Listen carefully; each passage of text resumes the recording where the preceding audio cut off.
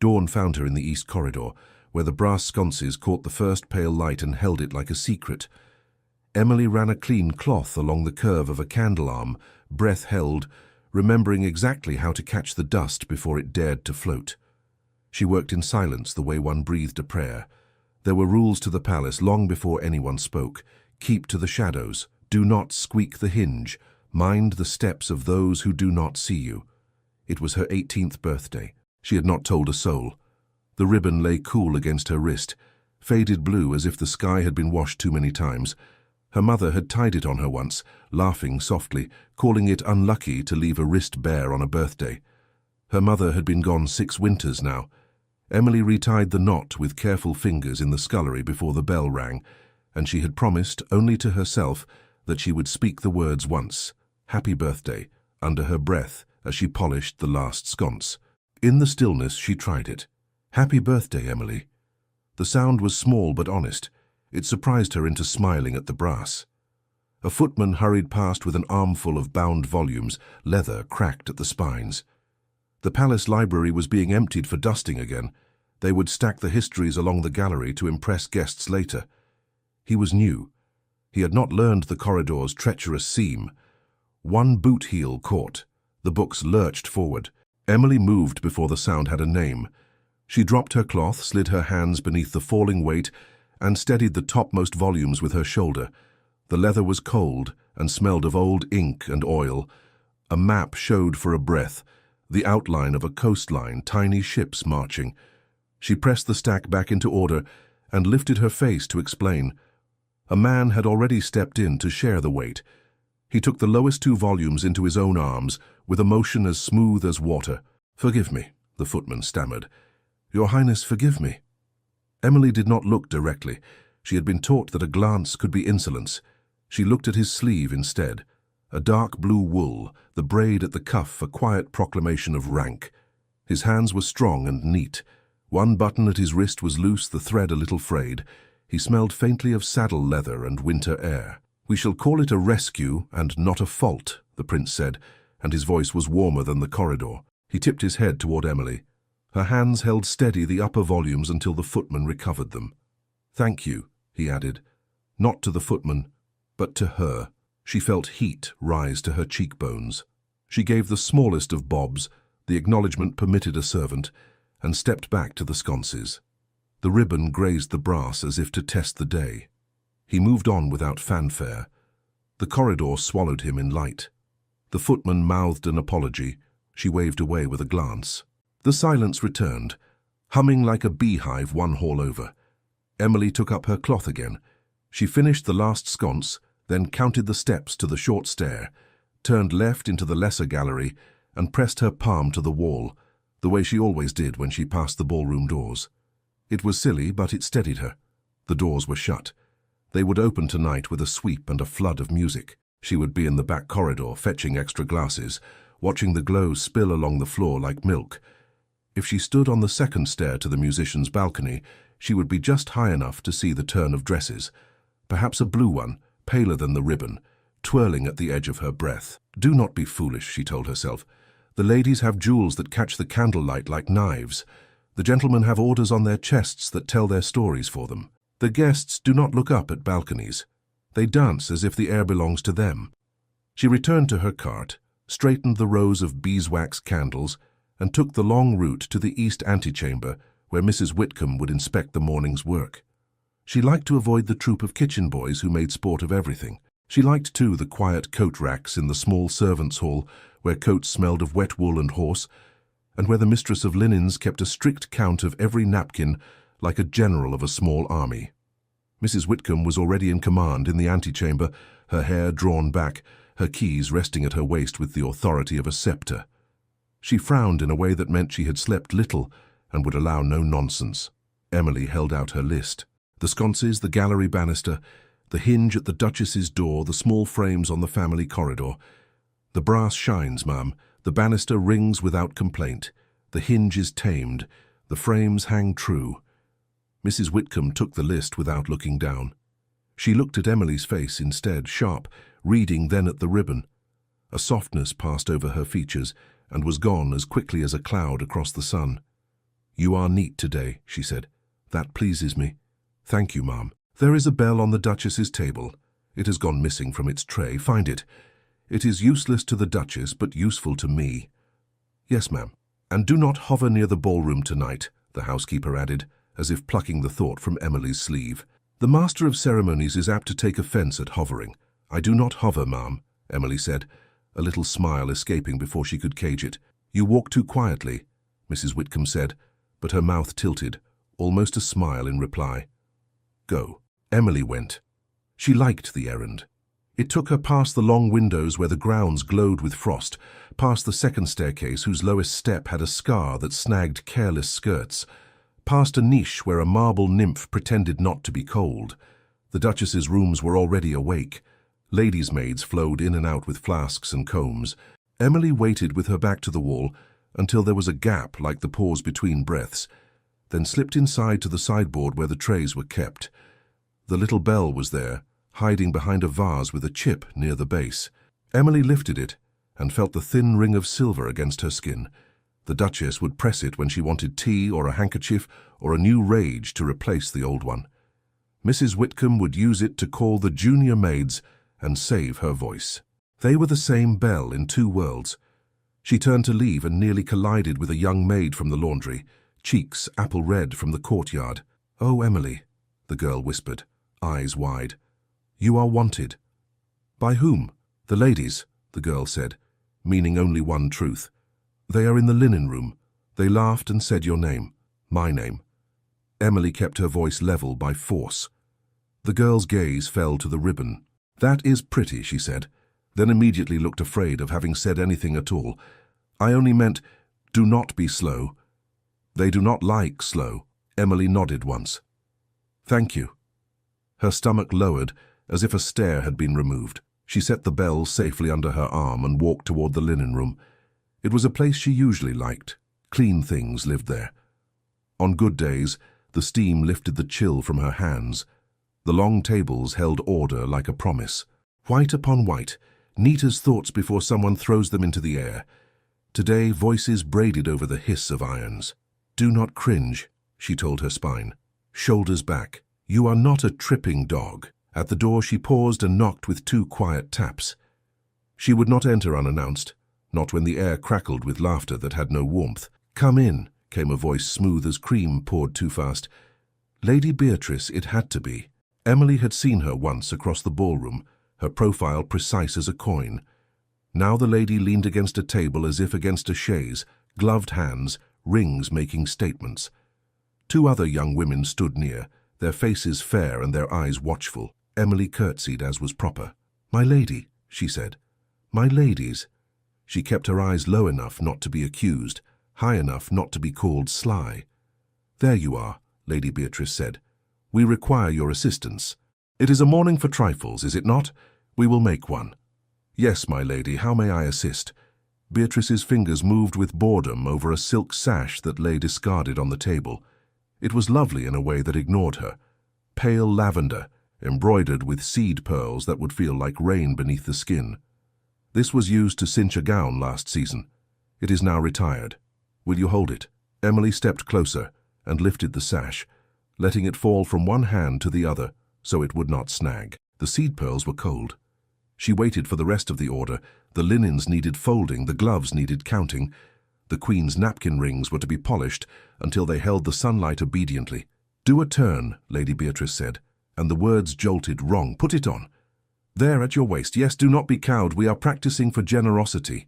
Emily looked at the other women. One wore a sympathetic mouth, the sort that can absolve any unkindness by pretending it is a joke. The other looked hungry for amusement. They were bored, that was all. She could turn once, it would cost nothing but the air. She placed the sash at her waist and held the ends as if to measure length for cutting. Beatrice clapped her hands lightly. A triumph. A lady's maid may stand very nearly like a lady if one squints. A giggle escaped the hungry one. Her name might have been Frances or Florence. Emily could not remember. Names shrank when they were used for harm. "It is Miss Hartwell, is it not?" Beatrice asked, her voice friendly as frost. "Hartwell, how well?" She lifted a crystal glass from a tray a maid had just set down and held it high, making a mockery of ceremony. "To Miss Hartwell," she said gaily, "to her noble birthday." Emily's fingers tightened on the sash. She felt the ribbon under her sleeve at her wrist, pressing back like a heartbeat. She had not told anyone about the day, but they always found things. They found the smallness that made a person easiest to hurt. "A birthday?" said the other lady, brows lifted. "Is it? Oh, how dear. We must give her a gift. The gift of posture, perhaps. Shoulders back, Miss Hartwell. Chin up. Smile. No, not like that. You smile as if you have teeth. Smile as if you have been well fed with compliments." There was laughter, not loud. That would have been vulgar. This was the polished laughter that slides like oil over stone and leaves no trace except the stain. Emily did not turn. She could have turned once and left, but something in her refused to turn on command for a sport. She kept the sash loose in her hands. They did not like refusal. They were not accustomed to it in rooms where the linens obeyed. "Do curtsy for us," Lady Beatrice murmured, half plea, half dare. "You may practice thanking your betters for the privilege of our notice. That will be useful to you all your life, my dear." Emily's throat tightened. She said nothing. Her silence, she knew, would be read as insolence if someone wished it so. Yet if she spoke, her voice might break, and that too would be a pleasure for them. A footstep sounded at the door. Someone had joined the scene but remained unseen. A change in the air happened when Rank entered. Even the steam folded itself. Emily's eyes lifted of their own accord to the polished rim of the glass cabinet opposite, where a reflection bent and blurred faces into light and motion. A figure stood in the doorway, still and tall. She saw only a shoulder and a sleeve, the sheen of braid. She felt her chest hurt in a new way, not of shame, but of being witnessed. Lady Beatrice lifted her glass higher, her smile brightening as if she had found an audience for her poise. "To Miss Hartwell," she repeated. "To Her Majesty the Maid." Emily's grip slipped on the sash. She wished, with a sudden sharpness, that she could make herself small enough to slip between the threads of a linen napkin and vanish. She did not move. She would not. The voice that came into the room was low and unhurried. It did not belong to laughter. Enough. The word hung in the steam as if it too could be folded and put away. The ladies' heads turned all at once, like flowers tracking the sun. Emily stared down at the seed pearls, and the ribbon bit her wrist in a way that answered her with steadiness. She let out a breath she had not known she was holding, and lifted her face at last. Before anyone could speak, before the room decided what the scene would be called, another sound pealed across the corridor. It was laughter from the antechamber again, new voices adding themselves, and with it came the quick tread of a girl who should not be in such a hurry. She reached Emily's shoulder and touched it with fingers cold from the hall, her eyes full of apology that did not belong to her. "The ladies will see you," she whispered, pale. "They have sent for you. Now." The junior maid's whisper seemed foolish, given that the ladies were already in the room, but Emily understood. There were more of them now. They were gathering like birds when a crumb is tossed. What had begun as a private jest wished for an audience. Lady Beatrice set down her glass with a click like a dropped pin. "How convenient," she said lightly. "Our summons has arrived before we sent it. Come, Miss Hartwell, bring your pretty belt. We shall attend the antechamber. A little merriment will rouse the morning." Emily folded the sash neatly over her arm and lifted the silver bell with her other hand. The ribbon at her wrist hid beneath her sleeve. She could feel it, a line of warmth against the skin. She moved when she was bid. She did not hurry. The room shifted around her, the other ladies eager to trail behind Beatrice's laughter as if it were a train of silk.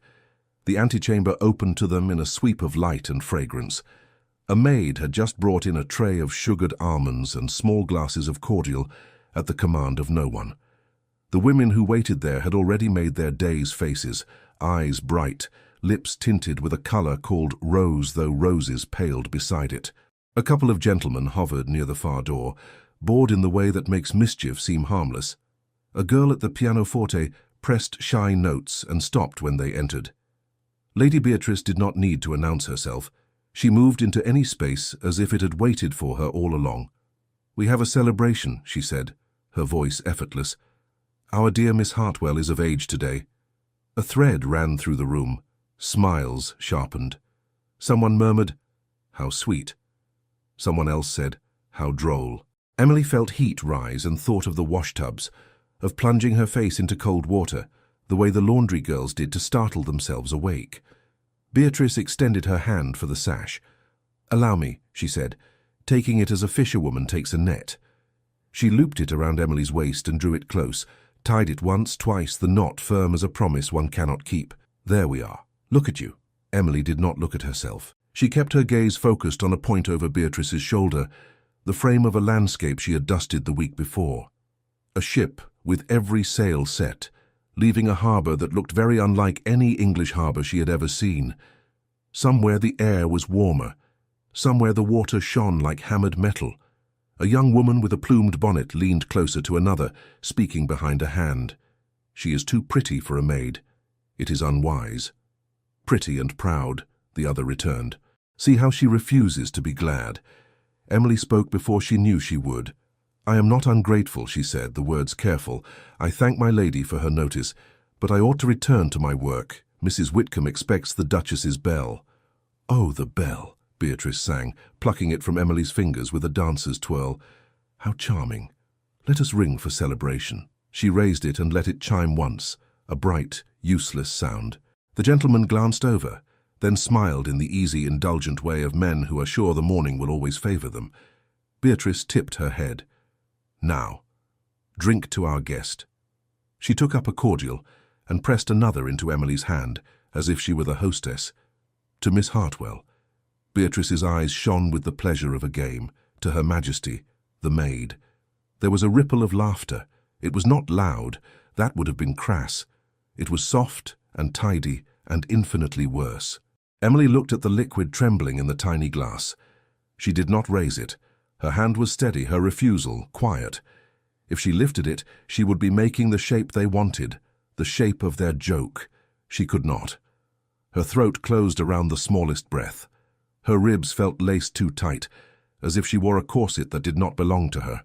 Beatrice's smile widened into something she thought only Emily would see. "Then let me instruct you," she said, the words velvet over iron. "One curtsy, my dear. It is only a courtesy. We ask so little." Emily could not say "I will not." She knew enough of consequence to fear that phrase. Instead, she shifted the bell from one hand to the other, seeking a place to set it down where it would not betray the ring in her pulse. Her ribbon pressed her wrist as if to say, "Breathe." The two gentlemen drifted closer, interest like a scent. One lifted his chin and performed a laugh that might later be described as good-natured. "What a lark," he said. "We shall be telling this at luncheon." A pair of footmen froze in the doorway with a folded screen between them. They did not dare step through. The pianoforte girl looked down at the keys and pressed one very softly, and stopped as if she had broken a rule merely by touching it. From the corridor, steps approached. Emily felt them before she heard them, a weight in the air that reminded her of the moment before a storm when the room holds its breath. She had known he was nearby. His voice still lingered in the linen room, one word suspended. Enough. She had hoped he had gone on and would not see what was happening. Hope is sometimes another word for pretending. He stood at the threshold, not announced and not apologizing for it. Prince Alexander wore mourning clothes that looked simple and were not. The braid at his cuff had been mended since the passage, the button held fast now, the thread a neat matching blue. He took in the room, and the room measured itself against his gaze. Lady Beatrice turned as if surprised to find him there. "Your Highness," she said, in a tone that placed him elegantly inside her scene. "We are amusing ourselves in charity. It is Miss Hartwell's birthday. One must mark the day for those who are not otherwise marked." Emily wished she could swallow the heat rising in her. She wished she could be stone and not flame. She lowered her gaze in the trained way. "Do not draw a line between yourself and a prince," Mrs. Whitcomb had once warned. "The line will be used to trip you." Emily stared at the polished toe of a gentleman's boot across the room and tried to be small. Something changed in the prince's face, no more than the shift when a candle flame steadies. He did not smile. He did not frown. He looked at Beatrice's hand upon the sash, and then at the cordial glass in Emily's unmoving fingers, and then at Emily's wrist, where a little thread of blue showed beneath her cuff before she dropped her hand. "We have rung a bell," Beatrice said in her quick, bright way, and there was nothing in her voice for him to reproach. "We have made a toast. We have taught a curtsy. The court must be practiced in charity, must it not? Emily felt the word charity scrape.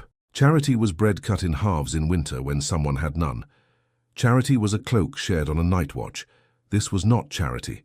This was a spectacle that cost them nothing and cost her everything. If your highness would be so good, Beatrice went on, eyes flashing with a knowledge of what she did not quite grasp, lend gravity to our merriment. Miss Hartwell has only to bend her knee and be thanked, and we shall all be improved by the humility of it. Emily could not look at him. She heard the scuff of a boot on stone, then stillness. Her chest asked for air and did not receive it.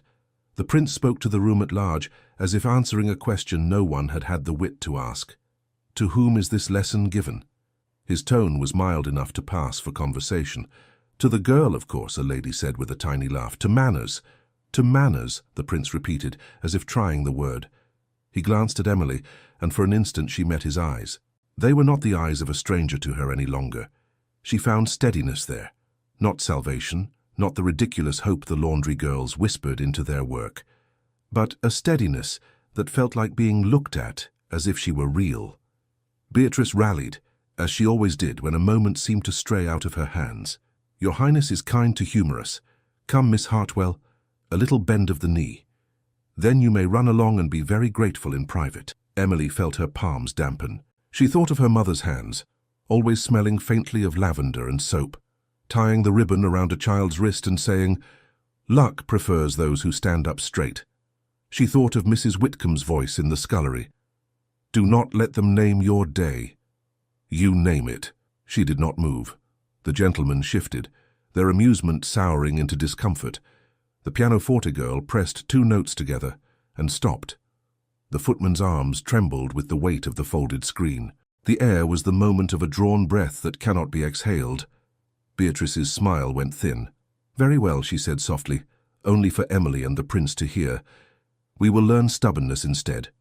She reached out and, with careless fingers that were careful, plucked the ribbon from beneath Emily's cuff.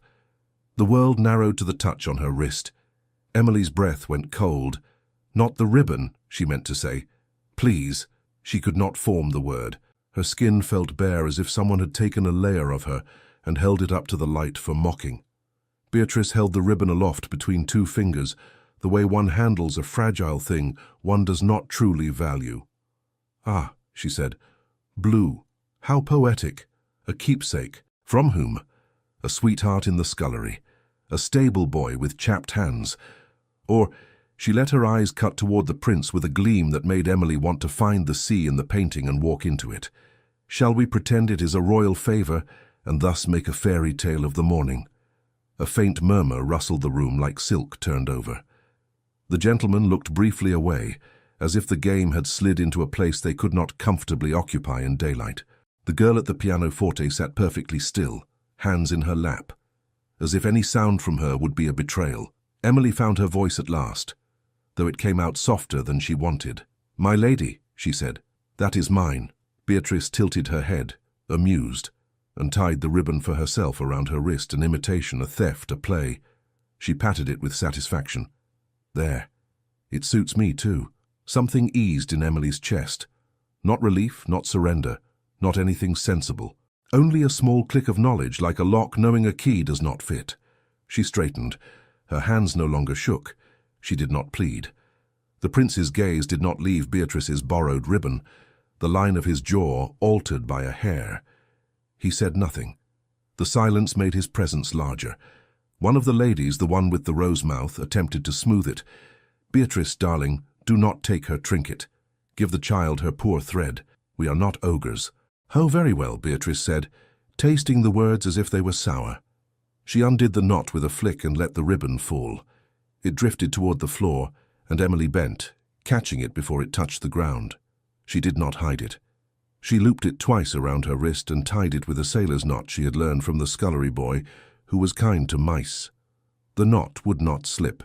She pressed it once, a promise sealed with her own hands. Beatrice's eyes cooled. She lifted the cordial again. "To Her Majesty the Maid," she said, brighter than before, as if brightness were force. "Drink, Miss Hartwell, then we may all be at peace." Emily lifted her chin a fraction. "Forgive me, my lady," she said. I must return the Duchess's bell. The lady with the rose mouth made a small sound, half choke, half laugh. Beatrice's gloved hand whitened at the knuckles around the glass.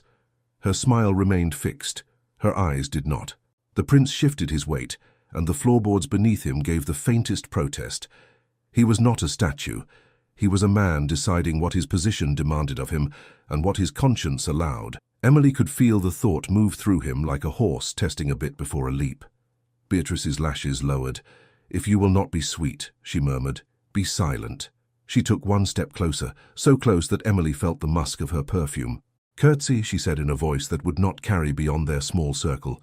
"A little one. Do it and this is done." Emily heard Mrs. Whitcomb's key ring clink in some corridor of memory. "Stand upright, child. You decide what today shall be called." She did not bend. The cordial trembled in Beatrice's hand.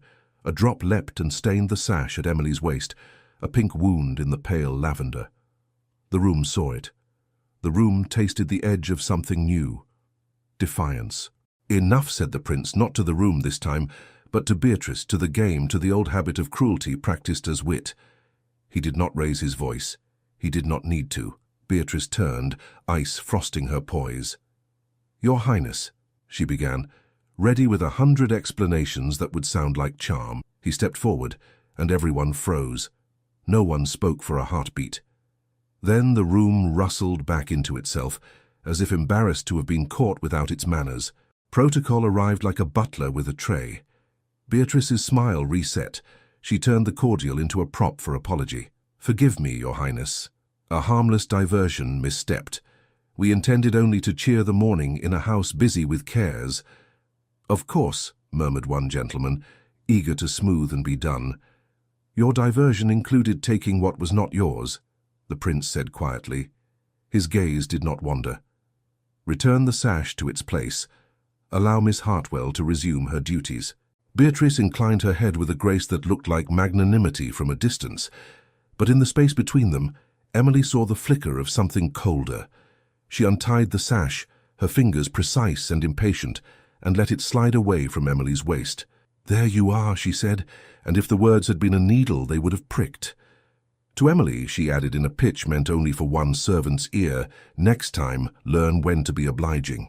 Emily's throat closed around an answer that would have been trouble. She clutched the Duchess's bell and stepped back. The prince had already turned, giving the room the courtesy of release. The gentlemen drifted toward the far door, their relief a soft exhale. The pianoforte girl placed her hands on her keys and did not play. The footmen escaped with their screen as if a corridor had opened in the wall.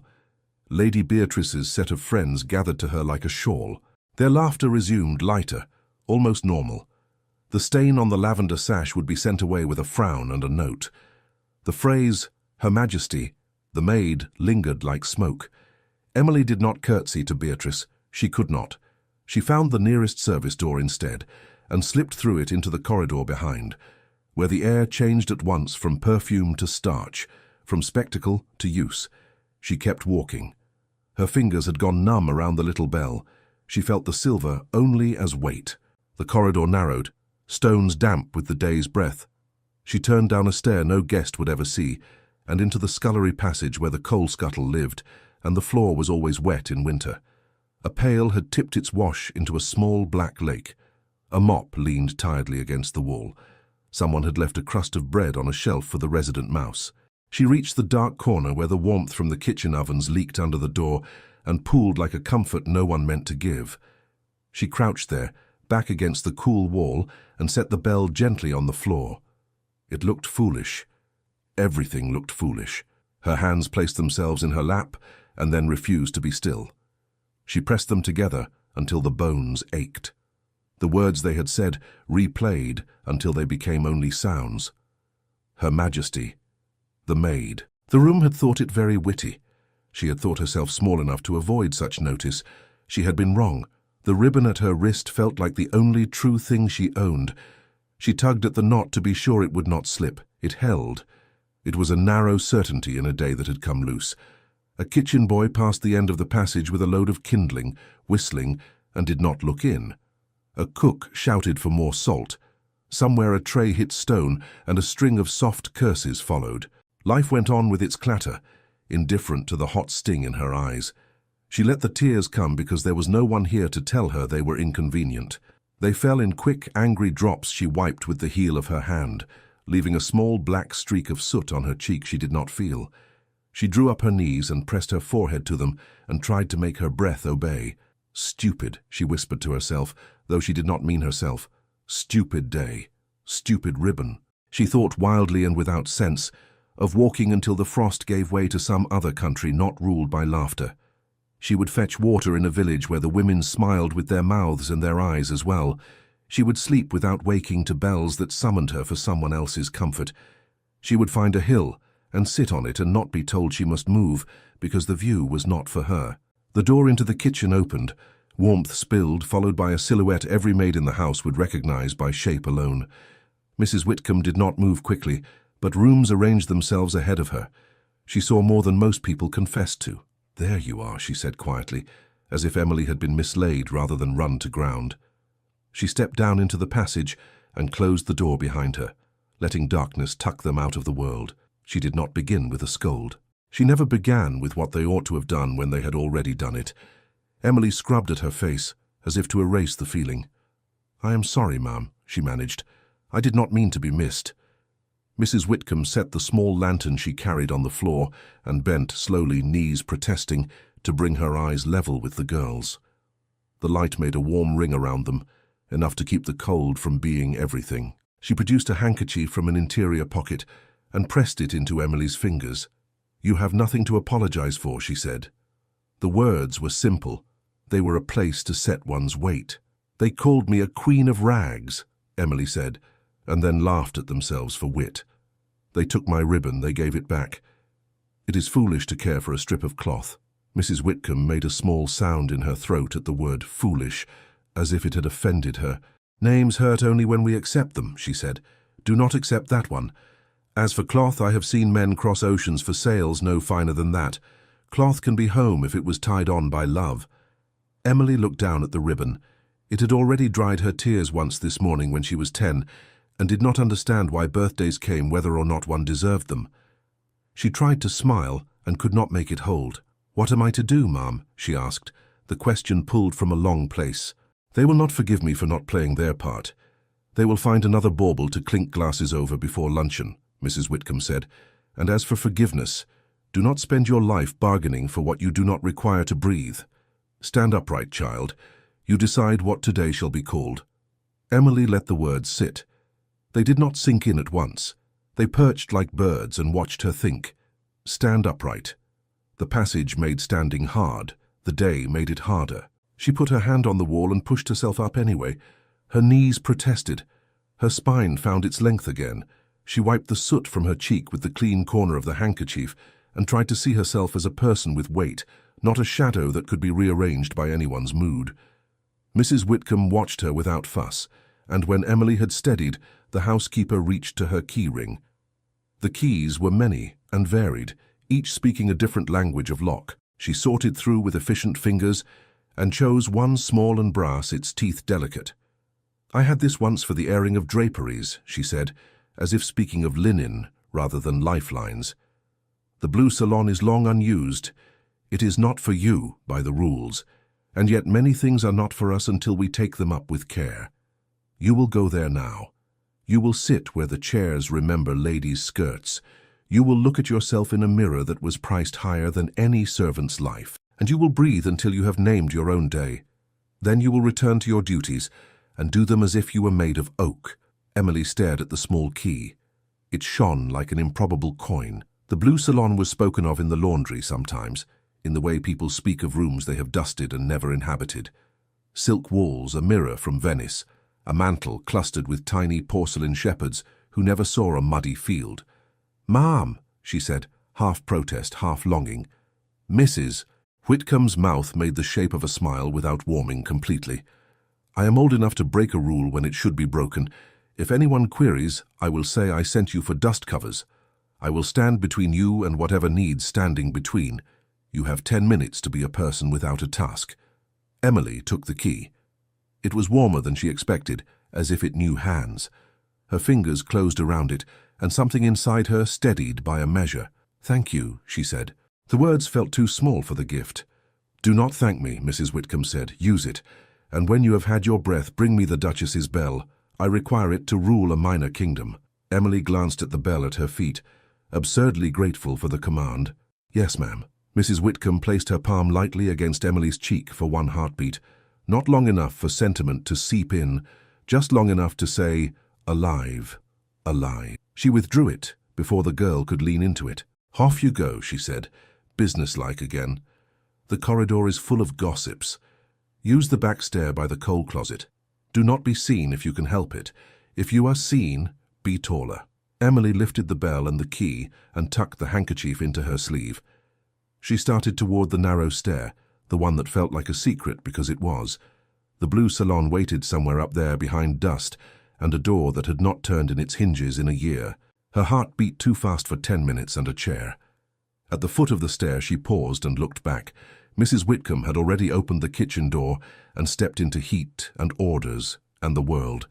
The passage felt like a pocket she had been allowed to borrow.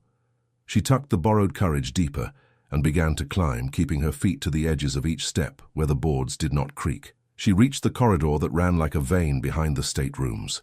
The carpet here was thin and old. The walls remembered other wallpapers beneath the current one.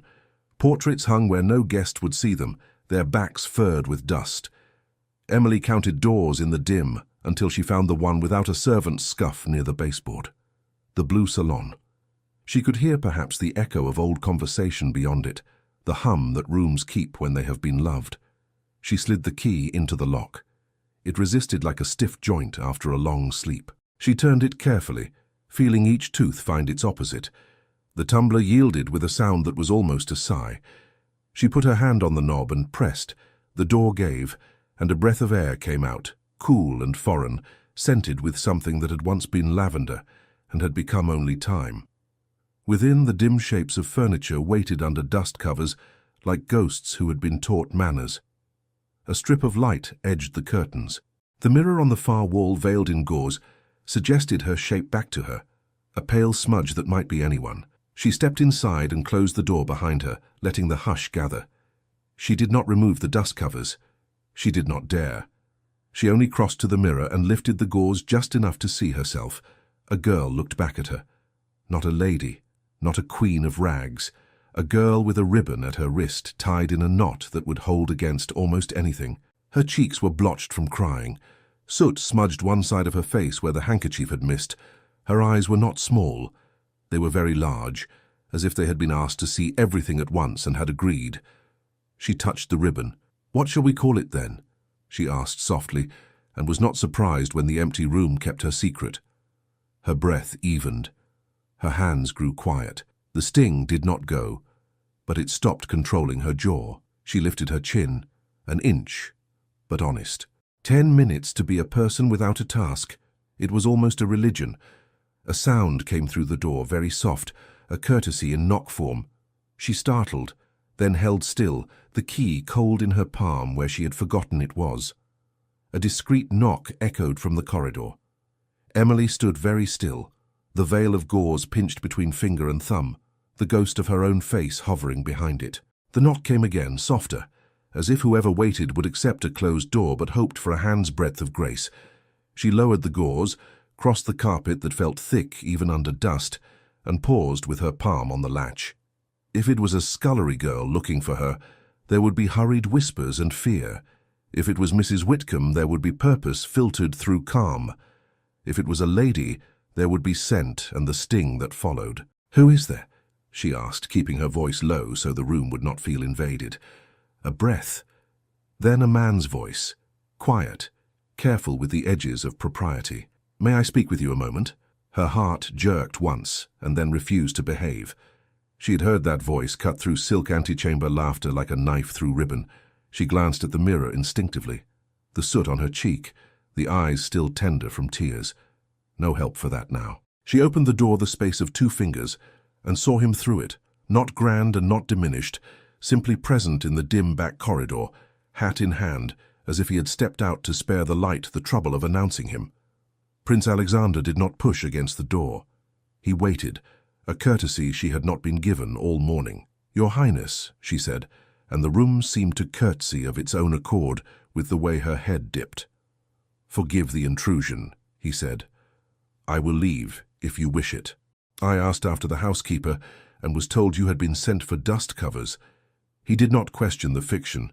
He honored it with a straight face.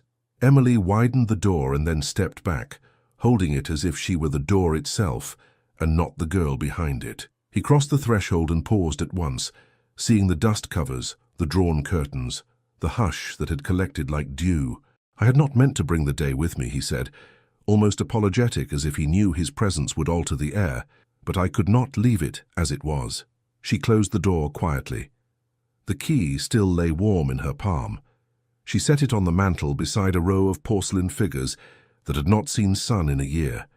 The room smelled faintly of lavender that had lived too long in a box. He looked around without curiosity, as one who has known rooms like this and yet for once is seeing it differently. He did not sit. He did not ask her to. He stood with his hat against his thigh, and the dust motes swam between them, making slender galaxies in the beam of light that slipped past a curtain's edge. "You have my apology," he said, and the simplicity of it struck her more than if he had sent flowers or medals or any other largeness. "I should have spoken sooner. I did not wish to turn you into a spectacle by defending you as one." My hesitation allowed harm. She found her voice in the small places. "Your Highness owes me nothing," she said, and heard how stiff that sounded, as if she had been trained to say it, and had not yet learned how to mean or unmean it. He studied the veiled mirror, the silent mantel clock, the long unplayed music box with a painted lid. He crossed to it, drew his fingers along the edge without lifting the lid. "Do you know its tune?" he asked. "No," she said. "The room keeps its secrets even from me." He smiled, brief, rueful. "From me as well, it would seem." He turned back to her. "Miss Hartwell." He said her name as if it belonged where it was. "In the linen room, you held yourself as if you knew something those ladies did not know."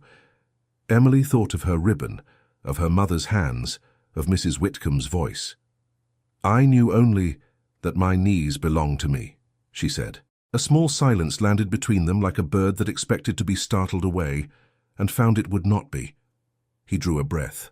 The air shifted to something like resolve. "It is your birthday," he said, and the word felt aloud for the first time, as if it mattered. "It has in it the shape of a wound. I have no desire to play at rescue. Yet I cannot bear that its name be what they called it. Will you permit me to correct what I can correct?" Emily had not thought to be asked for permission by anyone today, least of all the prince. Her thoughts ran to the night's dance beyond the wall, to the orders polished on gentlemen's coats, to her own hands raw from lie in winter, and then returned to the small room where he stood with his hat pressed like a nervous schoolboy's book. "I do not know what correction looks like," she said, and felt the truth steadying her tongue. "I do not know how to be grateful without feeling bought." He did not wince. "Good," he said. "Keep that. Do not let me take it from you." His gaze went to the curtains. "May I open one?" "The room deserves air." She nodded, and he drew back the heavy fabric half a length, letting winter light spill across the carpet and the ghost-shrouded chairs. Dust leapt and made the light visible. He crossed to the mantel, and with a care that surprised her, struck flint and coaxed 2 stubby candles to life. Their flames grew, reflected in the veiled mirror, as 2 small suns. Mrs. Whitcomb would have done the same, Emily thought, and then realized that perhaps he had learned from women like Mrs. Whitcomb more than the court suspected. "There is a seamstress who owes me a favor," he said slowly, as if arranging the idea where both of them could see it. "A quiet woman who can be trusted to hold her tongue, even if it costs her something. I can ask her to bring a dress that has been made and unmade by the whims of those who do not cherish what they own. It can be altered to fit you for an hour, not to make you other than you are, only to allow certain doors to forget themselves." Emily felt heat rise to her face and retreated a step from it, not from him. "Your Highness," she began, and stopped because the ground under her was strange, a floor she had never walked. He lifted a hand, not to command, but to slow. "Hear me out before you decide. I can arrange for a simple supper to be laid not in a hall where you would be stared at as if you were a curiosity, but in the conservatory, where green things grow even in winter, and where the glass makes everyone remember they are fragile. There is a way to the musicians' gallery at night that does not require you to pass through a crowd. At midnight, when those who must be seen have exhausted themselves with being seen, I will ask you for the courtesy of one dance, not as a prince command to a servant, as one person to another, marking a day that ought to have been kind. A faint, ridiculous laughter rose in her, the kind that comes when the world turns on its heel. "One dance, Your Highness," she said, because the smallest parts were safest to say. "A dance can be misread." "Everything can be misread in a house such as this," he answered, and did not look away. "That is not a reason to refuse all reading. I will not expose you if I can help it. Mrs. Whitcomb will be the guard at the only door that matters. My sister will play accomplice silently if asked. Princess Charlotte." Emily's surprise made the name soft. "She is kind without being foolish," he said. "She is very nearly never careless with people." Emily glanced at the veiled mirror and saw the outline of herself, small inside a room that had forgotten people like her. She heard the antechamber laughter in the back of her skull, like a coin tapping a table. She thought of the Duchess's bell still warm from her hands. She thought of the word birthday, and how it tasted when he said it. "I cannot be the means by which you are scolded by queens," she said. "I am no one." He almost smiled. "I assure you, according to half the people in this house, I am no one either. When I decline to be useful in the way they prefer, we shall be no ones together for a few hours." She wanted to laugh, and felt instead a sting prick behind her eyes. He had offered her something that had been denied her not in gowns or glasses, but in small words. "Permit me, will you?" He had not made her a lesson. He had proposed a day. "What will you call it?" she asked, testing him the way one tests a step before putting one's full weight upon it. "Not charity," he said at once. "Not penance. A correction, perhaps. A respite. A better name for a day that was nearly ruined. You will call it what you like later. For now, call it a chance to breathe where others are allowed to breathe without permission." She looked at his hands and saw the mended button, the braid corrected. Someone had cared enough to see a small thing made right. That, more than the notion of dresses, turned something within her toward yes. "Mrs. Whitcomb will scold me in private for letting my head be turned," she said, but her mouth betrayed the beginnings of a smile, untrained and helpless. "Mrs. Whitcomb will scold me in private for interfering with her kingdom," he returned, relief lighting his voice for the first time. Then he sobered, as if the weight of an oath had settled on his shoulders.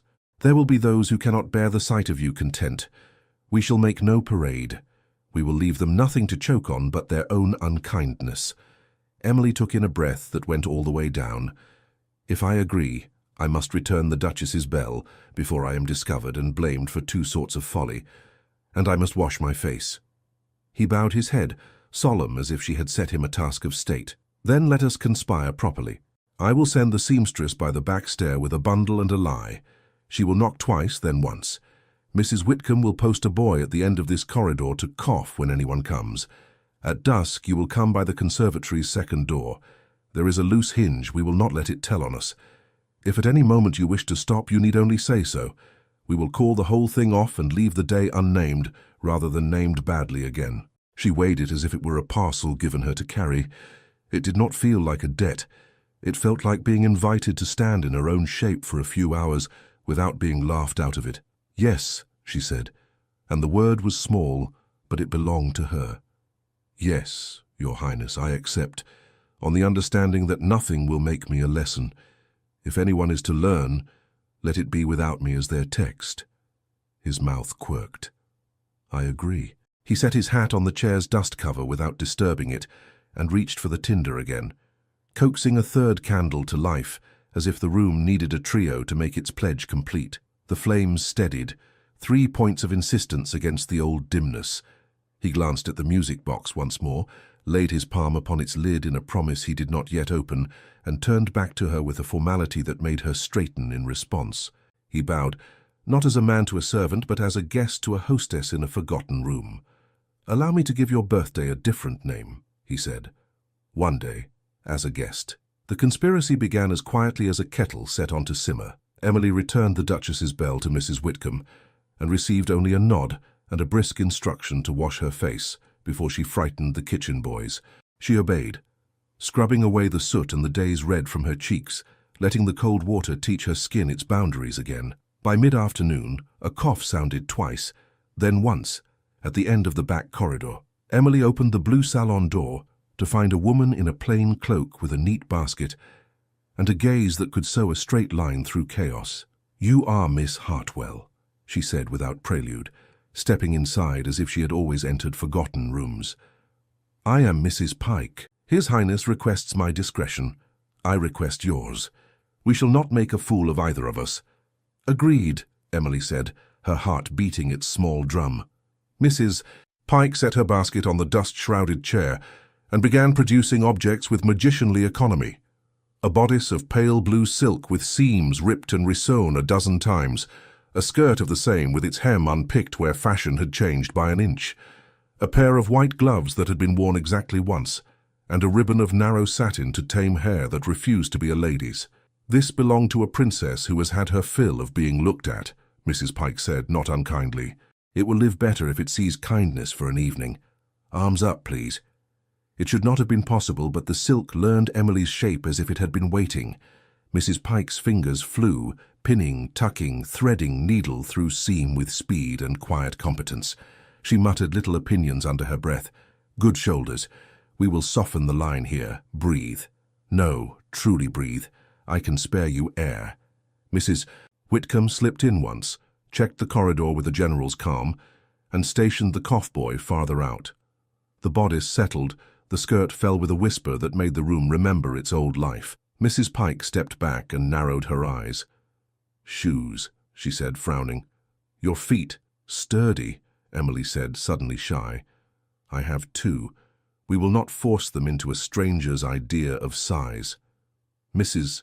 Pike vanished and returned with soft slippers dyed pale as the gown, likely robbed from a costume trunk and coaxed to be dignified. They fit as if the day had planned it. "Hair," Mrs. Pike announced. Emily's hair had never been told to be anything but clean and out of the way. Mrs. Pike coaxed it into a low knot, allowed a few curls to escape like truth, and slid in a single small pearl pin that looked like a drop of old moon. The gloves softened her hands without erasing them. "And this," Emily said, drawing out her own ribbon, its blue more faded than the silk. She hesitated, searching for a place where it would belong in a world that would not mock it. Mrs. Pike did not blink. "Around the waist, inside, like a secret spine," she said. She lifted the bodice hem and stitched two tiny loops where the ribbon could lie unseen, against Emily's own skin. "Tie it where it will hold you, not be seen by others."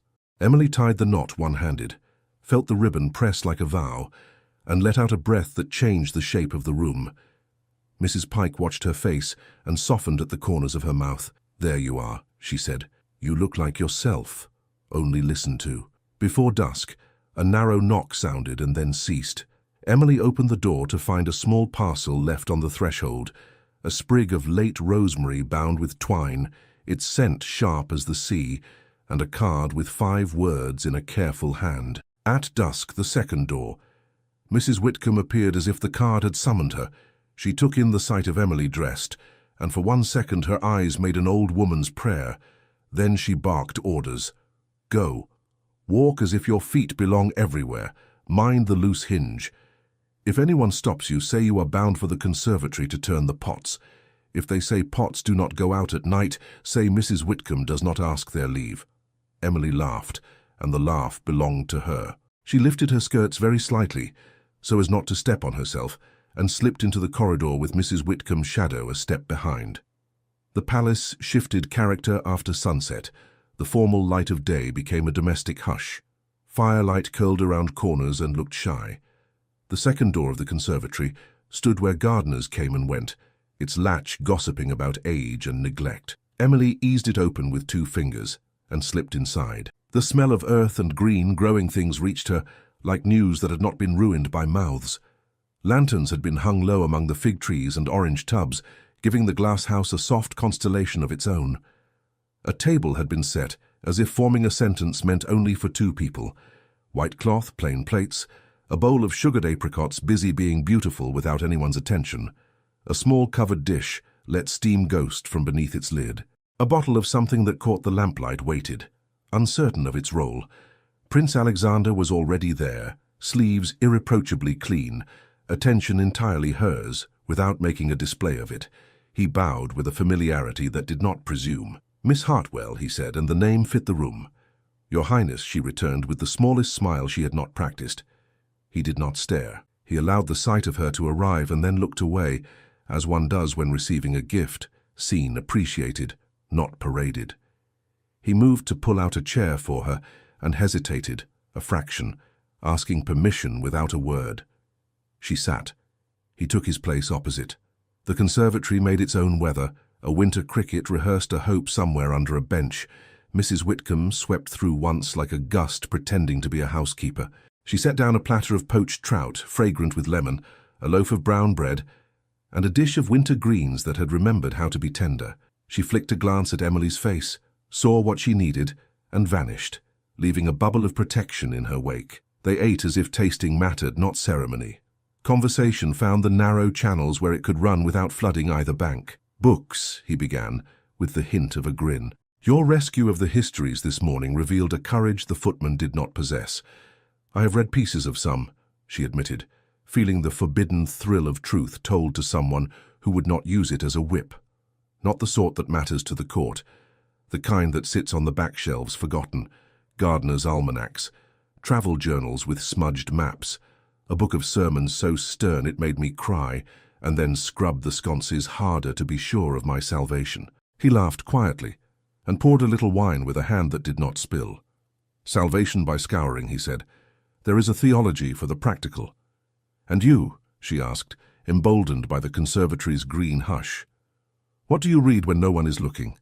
"Plot for plots." He tipped his head. "A book on drainage, another on the history of salads. A slim volume of poetry my tutor despised, and I loved for that reason alone. I read petitions and memoranda until words lose their edges. And, privately, a treatise on public parks written by a man whom everyone called mad for wanting the poor to have grass." Emily looked up, startled by recognition. "To walk without stepping aside," she murmured. He met her eyes. "Yes, to walk without stepping aside." They fell into a quiet, not made of lack. Somewhere an orange blossom nodded, as if in agreement. He refilled her glass with a respect that did not make it into a ceremony. She tasted the wine and decided it was like late sunlight, warm and far. "Do you think duty is always a chain?" she asked, the question larger than the room and yet fitting somehow.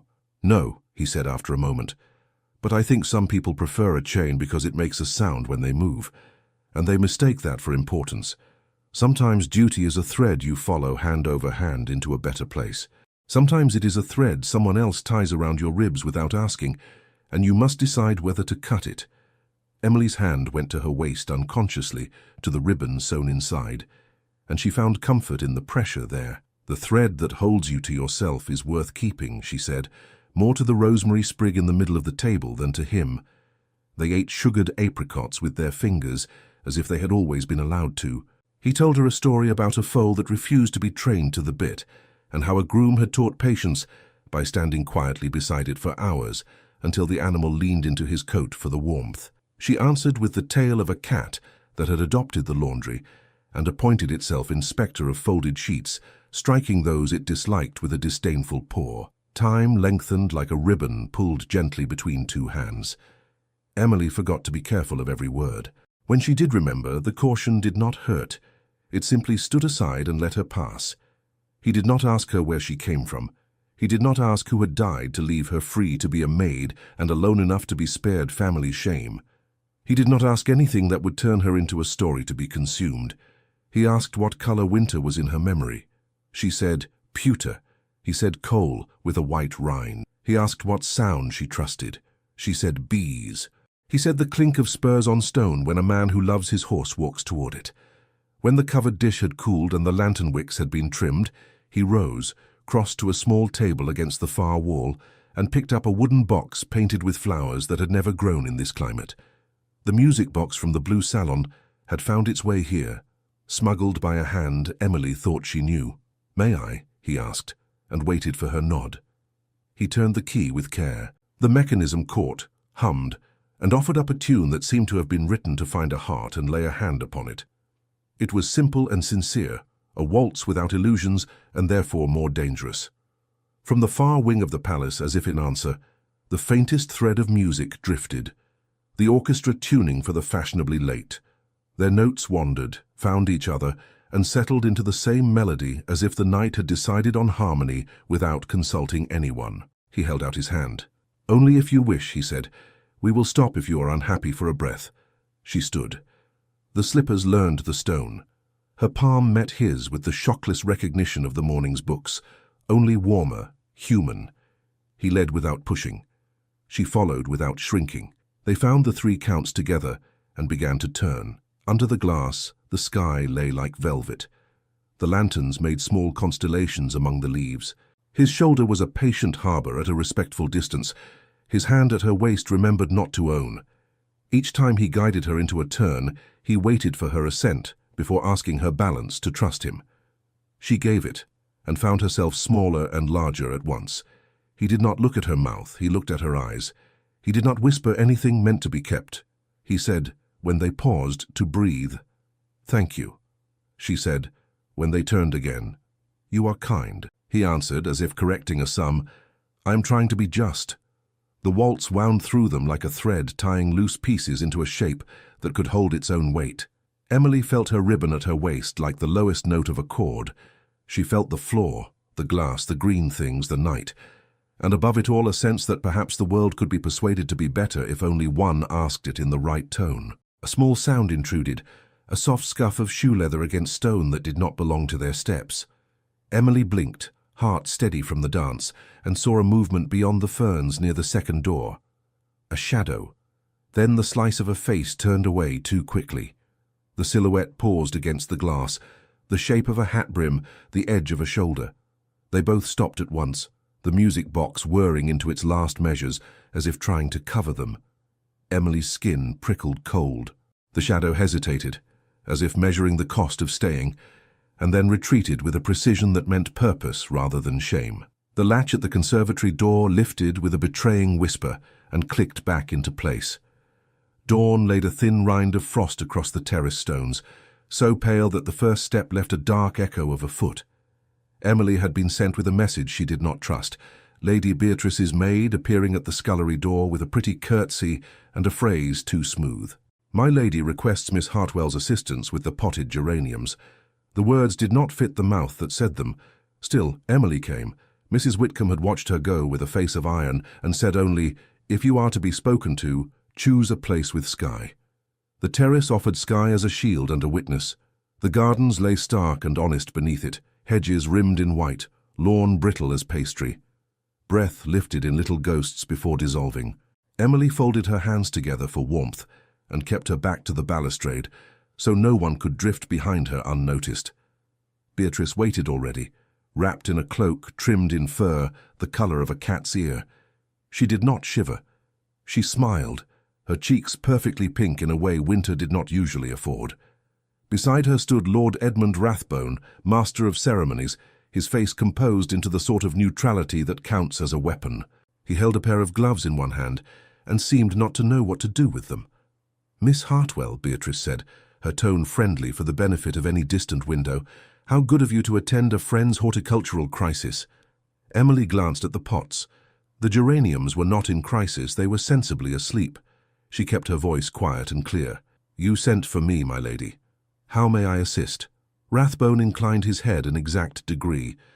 "Miss Hartwell," he said in the dry voice of protocol, "kindly attend. It appears you were seen last evening in a part of the conservatory where servants do not customarily stroll." Emily felt the cold more keenly then, as if frost had found its way under her skin. She did not reach for her ribbon. She kept her hands in view, steady. "I was there by invitation, my lord," she said. Beatrice's smile did not move. "Whose, dear?" "The head gardener's." Emily looked at her, took the measure of what would cost most and spend best. "His Highness's," she said. She did not add which word of his had mattered most to her. "Permit." Beatrice's lashes lowered and rose, slow as a curtain. "How enterprising of you," she murmured. "One hears of maids with nimble fingers. Nimble feet are rarer." Rathbone's neutrality sharpened. "The conservatory is not a ballroom," he said. It is not a place for private entertainments. Emily's jaw wanted to set. She let it soften without giving way. There was nothing private about it, my lord. The door was not locked. The lamps were not hidden. A table was set at an hour when no service was required. I was offered a seat for my birthday. I accepted it. I harmed no soul and removed nothing that was not mine. If I was seen, I did not hide. Beatrice lifted her shoulders a fraction, the cloaked movement like a cat flexing its claws inside velvet. "How sweet that the Crown has adopted a charity," she said. "How modern. Yet you must understand, Miss Hartwell, that stepping above one's station is much like stepping onto ice. It looks smooth until it cracks." Emily drew a breath that made her ribs ache and let it go until it did not. "I did not fall, my lady." Beatrice moved closer, and the scent of her perfume warmed the air between them until it felt like spring turned sour. "But did you waltz?" she asked softly, for only Emily to hear. "That is the part we are all dying to know." Emily held her gaze. "I was treated with respect," she said, and watched the words sting where they landed. Rathbone cleared his throat, displeasure folding itself into civility. "Let us be plain, Miss Hartwell. You have entered a room and a manner of dealings not allotted to your station. Those who grant such favors do not always consider the weight placed on those who receive them. It falls in the end upon me to ensure the palace remains legible to itself." His eyes were not unkind. They were the color of stone that remembers warmth but does not offer it. "Legible to itself," Emily repeated, tasting each syllable. "Yesterday in the linen room my name was called something it was not, and a toast was raised to mock what I am. If the palace wishes to be legible, perhaps it might begin with the alphabet." Beatrice's mouth tightened and smoothed. "How poetic. Did the prince teach you that line between the conservatory and the second door?" "He did not teach me insolence, my lady," Emily said. "I had that already." Rathbone's jaw worked once, and was still, as if he had bitten into a seed. "Miss Hartwell," he said, "we have two options. We can arrange for your quiet reassignment to a country house where gossip will wither without sun, or you can remain and submit to a correction of conduct, in which case your movements will be curtailed. The first is gentle exile, the second is a harness. I do not offer a third." Emily felt the wind stir her hair and thought absurdly of the seamstress's hands making space at her ribs for breath. She spoke before fear could do it for her.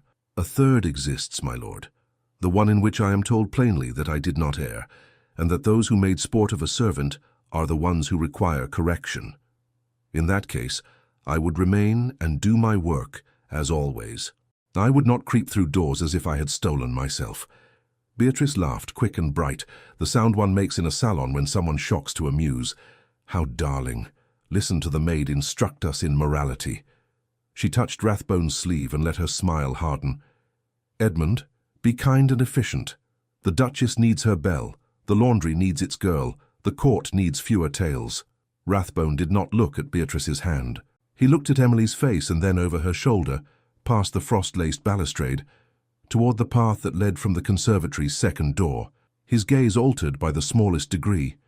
He executed a bow that acknowledged a rank behind Emily and stepped back a pace. Emily knew before she turned whom she would see. Still, the relief that rose made her feel foolish and grateful at once, twin currents that threatened to tangle. She turned. Prince Alexander's coat was dark against the winter garden. His breath made the same small ghosts as theirs. He took in the scene without hurry. Emily standing with the balustrade at her back, Beatrice wrapped in fur, Rathbone holding his gloves like a verdict not yet pronounced. He stepped to Emily's side and did not crowd it, making a space that was a statement more than any syllable. "Good morning, my lady," he said to Beatrice, his politeness winter clean. "Lord Rathbone." "Your Highness," Beatrice returned, brightness restored and sharpened. "We are rescuing the morning from a misunderstanding. Miss Hartwell has grown enterprising. Edmund, explain." Rathbone folded decorum around himself like a cloak. "Your Highness, last evening a servant was observed in the conservatory at an hour, and in a manner that confuses appearances. I am compelled to prevent confusion before it flowers into scandal." Alexander's brows lifted the width of a hair. "Appearances," he said, as if turning over a small coin to see if it bore the right stamp. "It was my invitation that placed her there. If there is confusion, Allow me to collect it. Miss Hartwell has done nothing for which she must be punished." Beatrice's breath misted in a pretty plume. "Your Highness is goodness itself," she said. "Nobility can sometimes be naive. The world does not read as charitably as you wish it to. A woman's reputation is fragile. A prince's less so. One wonders if Miss Hartwell has considered which pane of glass will crack first." Emily's head turned of its own accord. "My reputation was made fragile yesterday by your hand, my lady, in a room with witnesses. I did not see you worry for panes of glass then." Beatrice's smile vanished cleanly, the way a lamp is snuffed. For an instant, Emily saw the woman beneath the performance, tired of bending herself into a shape men would admire, furious that another girl might be admired for standing. Then the mask returned. "How unwise to speak so," she said, an arrogance learned quickly. Alexander's voice stayed level, and that made it more dangerous. "We will not pretend that cruelty is wit," he said. "We will not allow a servant's dignity to be the coin with which boredom is paid. If His Majesty's house cannot bear to see kindness without collapsing into scandal, then perhaps the house requires repair." Rathbone's gloves tightened in his hand. "Your Highness, with respect, it is not for me to tell you your duty. It is for me to warn you of the weather. There is talk already. Servants talk because they are human. Courtiers talk because they are idle. In such weather, even truth takes on the look of indiscretion." "Then tell them the truth," Alexander said. "Tell them I asked a girl I had watched be mocked to sit as a guest on her birthday and eat my bread in peace." Beatrice laughed, brittle. "Your bread, Your Highness? How biblical. And after bread, a dance. Tell us all what the waltz corrects. Tell us what your sister thinks. Tell us what the Queen will say when she learns you spent your evening playing host below your station." He did not look away. "I will tell the Queen myself." Silence reached out and touched each of them. Even the frost seemed to pause in its slow surrender to the day. Rathbone's expression altered by a line, almost a wince, as if he had wished to avoid this turn, and now saw there was no avoiding it. He looked at Emily again, as if to take a final measure of whether she understood that storms do not ask whom they drench. Emily lifted her chin. "If blame is to be apportioned," she said evenly, "let it be done in a room where all may speak plain. I will not be whispered out of my own name." Rathbone inclined his head a fraction, respect payable only in small coin. "Your courage does you honor, Miss Hartwell. It may yet cost you." Alexander answered before she could. "It will cost me first." Beatrice's brows rose in pretty concern that did not reach her eyes. Such gallantry! How it will read in the papers. The nation adores a prince who plays shepherd, until it does not. Rathbone slid the gloves into his pocket, as if his hands had work to do after all. Then he said, "Let us proceed according to forms designed for precisely such unpleasantness. If your Highness intends to own the decision, the matter must be brought at once before Her Majesty in private audience. You may present your account. Others will present theirs. We will take from this terrace to a room where warmth does not soften anyone's spine." Alexander nodded. "Arrange it." As if conjured by the command, a footman appeared at the far end of the terrace, pink from the cold and the effort of not running in a place where people are not meant to run.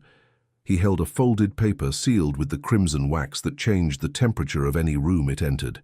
He slowed as he approached and bowed as much to the seal as to the prince.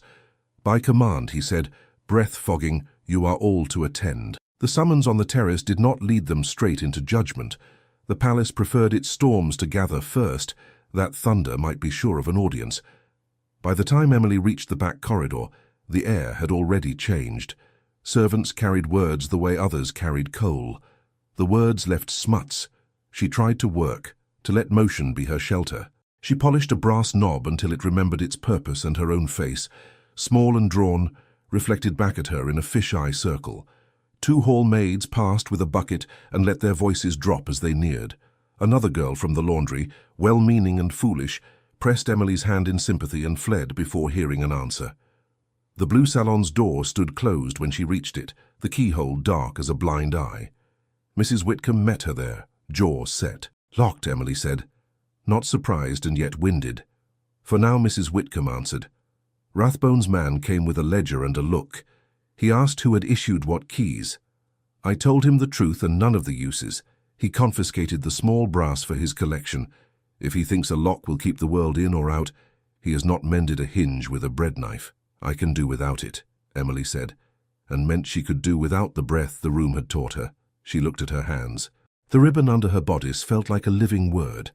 The housekeeper's face eased by a line. I would rather you did not have to. Go on with what work you can pretend to. Keep out of reach of hands that look empty and eyes that look full, Emily went on. Rathbone appeared in the servants' hall like a draught that makes flames nervous. He asked names and times. He wrote everything down with a pen that did not blot. He did not raise his voice. He did not need to. Lady Beatrice floated through rooms as if wind could not move her, and left behind a perfume of injured innocence. By noon, someone from the kitchens swore they had seen the seamstress, and half a dozen more swore they had not. A footman declared that in all his years he had never heard the conservatory used so. He had been a footman for 4 months. A coachman said he had seen a shadow at the glass. This was neither lie nor revelation.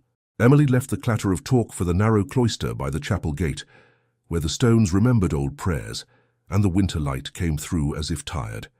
She sat on a bench that bit cold through her skirt and let her lungs count. She could go.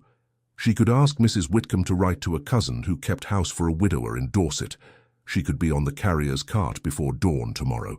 She could vanish into good work and honest loneliness and leave princes to their own thorns. The thought turned and showed its other face. If she ran, what then?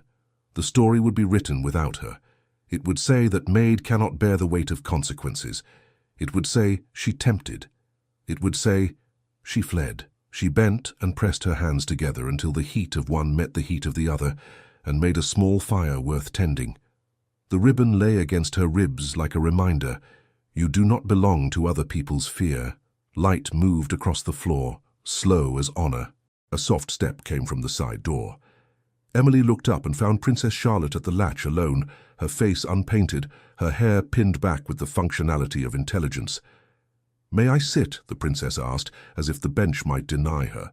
"Of course, Your Highness," Emily said and tried to stand.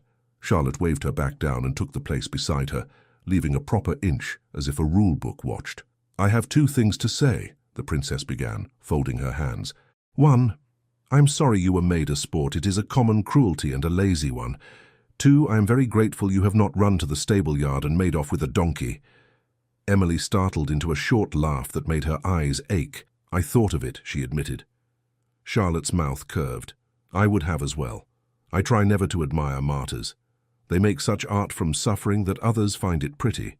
But I do admire honesty, and there is nothing dishonest in loving a single hour of being seen as you are." Emily had no language for the heat that rose in her face. She settled for a simple truth. "I am afraid." "I am also afraid," Charlotte said calmly. "It is a family condition. The difference is what we do while afraid. Alexander is obstinate in the direction of the good. It will cost him, and he has decided to pay. That is not your debt to take from him or for him." "He should not stand alone," Emily said, surprising herself, and then realized she had spoken a vow without planning to. "No," Charlotte agreed, "and you should not stand alone either. That is why I am here, to say you may borrow my presence later if it helps you spend the truth without trembling."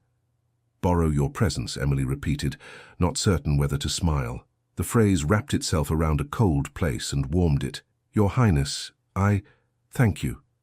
Charlotte rose, her eyes clear as frost. "When you go in, speak plain and brief. Do not apologize for breathing. If they ask your name, tell them Emily Hartwell and be satisfied with that. If they ask you to be smaller than you are, be taller. And if my brother looks left for courage, I will be standing there." She was gone before Emily could make the right curtsy for a priest in a world where kindness was liturgy. The chapel door sighed shut. The air smelled of beeswax and old violets. A candle near the rail leaned and then steadied itself in its pool of light. Emily watched the flame and thought of all the small things that held. She went to the corner where petitions lay in a basket for a chaplain to read on Thursdays. Scraps of paper, big hands and small ink blotches revealing who had been bumped by life while writing. She did not add her own. She could not find words that would not make a bargain. She set her hand on the basket instead, and that counted for something to her. Footsteps came soft as thoughts. She did not need to turn to know who had learned to walk without announcing himself. He stopped at her shoulder, and did not speak until her breath matched his. "I wanted to see you before they see us," Alexander said, voice pitched low, caught by the chapel's soft acoustics, and returned kinder. Emily kept her eyes on the candle. "If I leave now, the story will be whatever pleases them," she said, testing the courage in her ribs. He was quiet, a heartbeat. Then he said, as if answering a different question, "I am sorry that a day can be so easily shattered, and I am grateful you let me lay a cloth over some of the pieces and call it a meal." She turned her head. The wryness of his mouth made her want to trust him again. "One waltz is a small plaster," she said. "It holds more than some walls," he returned. He looked toward the door. "Rathbone will want the hour to be swift and managed. Beatrice will try to wear her injury as a veil. My mother will not forgive the size of my inconsideration. She may forgive the shape of my truth. I do not know." "What if she does not?" Emily asked, because questions were better now than silent dread. "Then we will adjust to a different weather," he said simply. "I will not ask you to stand in a storm I built and say you brought the rain. If at any point you wish to say enough, I will carry that word like a standard." The ribbon pressed her skin. She nodded once. "Speak first," she said. "Name what was done." "I will," he said. They left the chapel by different doors to satisfy the palace's appetite for forms. Emily made her way through corridors that had always seemed longer when one is summoned. People pretended not to see her, and therefore saw her twice. A scullery boy, the kind one who taught sailor knots, caught her eye and touched his forehead with 2 fingers, as if saluting a captain he respected. It steadied her step. Near the Queen's antechamber, the walls took on that particular chill that is not weather but a cultivation. Carpets hushed even worries there. A lady-in-waiting Emily did not know by name looked her over as one looks over a horse to be sure it will not kick. Princess Charlotte stood at the end of the corridor in a plain gown, hands folded, gaze forward. When Emily approached, Charlotte did not quite smile, but her eyelids lowered a degree that said, "Ready." Mrs. Whitcomb appeared like a summons Emily preferred. She adjusted an imaginary crease at Emily's sleeve, then let her knuckles brush the girl's wrist where ribbon met skin under the bodice. Her voice was so low it did not have to be whispered. "What you are does not rattle off like ash," she said. "Remember that." "Thank you," Emily managed. Rathbone emerged from an inner door with his face arranged into the neutrality of a man who will set down an axe without admitting he wants to use it. He held a paper with names that mattered or pretended to. He called them with due dignity: Lord Edmund Rathbone, Lady Beatrice Ashdown, Her Royal Highness Princess Charlotte, Miss Emily Hartwell. Emily stepped when her name was said, and did not shrink. Alexander joined them from the opposite corridor. He did not look at her, and therefore saw her most. A last servant scuttled by with a cloth over a bowl, announced only by the smell of lemons. The antechamber's great clock made the kind of sound one only hears when frightened. It was 5 minutes to a named hour. A young equerry approached with a wooden face and the instinct to soften it for a girl who could use a softer world. A formal summons in his hand, he bowed to the collection of ranks and to the one without. "Her Majesty will hear you now," he said. Together. The corridor to the private antechamber narrowed into a vestibule where even sound behaved. A lamp burned with the humility of a servant. The air held the faint scent of orris and old vellum, as if decisions had a fragrance and it lingered for years. They were halted there by a polite wall of protocol. Rathbone went ahead to announce, leaving them for a moment with only their breaths and the clock they could not see. Princess Charlotte stood near, small and sure as a pin that holds 2 pieces of cloth together quietly. Beatrice held herself in a sculpted calm that glittered at the edges. Emily stood between worlds, her hands steady at her sides, the ribbon under her bodice pressing a line of courage. Alexander took 1 step closer, into the private space carved from ceremony by necessity. He did not reach for her. He did not need to. His voice found her ear without filling the room. "It began as justice," he said, "and that is a cold word for a day one calls a birthday." He looked as if he had slept badly and decided against caring. "I ask you now for permission to say something that will be difficult to unsay." She turned her face slightly toward him. "Say it," she said, and to her surprise, her voice did not betray her. "I cannot disown what last night taught me," he went on, one hand opening, then closing as if he had tied himself to sincerity to keep from floating away. I wanted to put a cloth over the broken place and let you eat in peace. I found instead that peace is not an hour I can lend you. It is a life I want to make with you if you will have me." He swallowed, as if the words were larger than his throat. "I love you, Emily Hartwell." She had not prepared for the word love. It arrived without fanfare and took its place as if it had been waiting. Everything in her went very quiet, as if a bell had been struck, and now every piece of her was listening to the ring fade and prove it was real. He had not made it pretty. He had made it true. He went on, because truth required its full shape. "I will ask your hand in a way that obeys as many forms as we must, and breaks those we cannot abide. I will bear the blame that belongs to me. I will not hide you in rooms that have no windows. If you say no, I will still defend your dignity, as if it were my own. If you say yes, I will spend the rest of my life learning the right ways to be worthy of it." She was aware of Charlotte a few paces off, facing forward, eyes fixed on the door like a sentinel who pretends not to hear what she is guarding. She was aware, distantly, of the rustle that might be Beatrice shifting her weight to catch a whisper. She did not look at anyone else. She looked at him, and the look was like stepping onto a plank over a ravine and finding it had been tested. "Yes," she said, and it was not a swoon, it was a decision. "Yes, on one condition." "Name it," he said at once. "You must speak first. Say aloud what was done to me. Name it cruelty, not jest. Do not let them call this a folly we invented between us. If you will stand beside me, stand there in the open, where it costs." His face changed by a detail. Relief, respect, a recognition that he was not rescuing her from fire so much as walking into it with her. "I will," he said. "I was going to. It steadies me to hear you ask it." Charlotte's voice came, soft, without turning her head. "Time." Rathbone reappeared like a hinge being set in motion.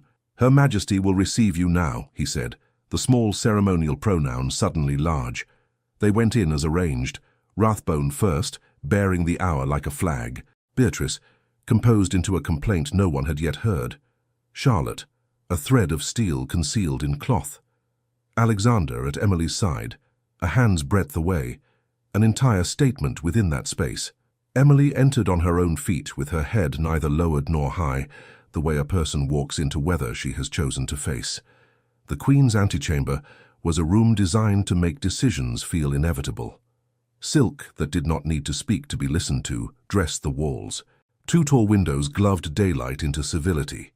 A fire worked with quiet diligence. Chairs had been placed to measure distance as much as comfort. The Queen sat where a person sits when she has long practice at being the thing others must orbit. Her face did not announce emotions for the convenience of staff. They bowed, curtsied, took places with care. Emily stood where Rathbone indicated, 2 paces behind the line of ranks and 1 pace to the right, a little to the side of history. She could feel the Queen's gaze travel from one face to another, the way a hand tests a fabric's weave. "Lord Rathbone," the Queen said, "without waste. Put the matter into words no one will need translated." Rathbone obeyed. "Your Majesty, last evening certain deviations from decorum occurred. A servant of the household was seen in company unbecoming her station, and at an hour that invites misinterpretation. I beg to forestall rumour with clarity." He did not look at Emily. He looked 10 degrees above her shoulder where politeness lives. Lady Beatrice moved 1 step when the Queen's attention rested near her. "Your Majesty," she said, her voice sweetened and aged like wine. "I regret that in attempting to amuse a gathering earlier in the day, I may have been careless in tone. It was never my wish to create a scene. Later, however, it was plain that Miss Hartwell was determined to make herself conspicuous." Rathbone's brow flickered. Charlotte's spine showed not an inch of variation. Alexander did not move. He spoke into the small pause after the word conspicuous, catching it before it could harden. "Mother," he said, and then corrected himself with a slight bow of head. "Your Majesty, I asked Miss Hartwell to the conservatory last evening, privately, to spare her a different sort of spectacle. I did so because I'd seen her publicly mocked in the linen room in a way that dishonoured this house more than any quiet supper could. If there is a fault, it is mine." Beatrice's lashes framed surprise that was too perfect. "Your Highness has such a tender heart," she murmured, as if that were a sin. The Queen said nothing for a long breath. Then she said, "That is one account. Miss Hartwell. The room seemed to shrink to the space between Emily and the chair where sovereign decisions are made. The fire spoke once in a soft crack. Emily could feel Mrs. Whitcomb's hand, though she was not here, rest briefly on her cheek to say alive. She saw the blue salon's veiled mirror. She heard Alexander's careful "will you?" She felt the ribbon's pressure along her skin, a brave line under all the others. She did not look at Beatrice. She did not look at Rathbone. She let her eyes rest on the floor before the Queen's feet, and then lifted them to the face she must answer. "Your Majesty," she said, and kept her voice from running away. "In the morning, in the linen room, ladies made sport of me. They took what was mine, and raised a glass to mock what I am. They asked me to perform gratitude for their amusement. I did not. Later, I was invited to the conservatory. I accepted. I ate bread and spoke about books. At midnight, I was asked for one dance. I granted it. No vow was broken. No ring traded hands. No reputation deserved to be undone by that meal." Beatrice exhaled in a sound that wanted to be laughter, and would not be.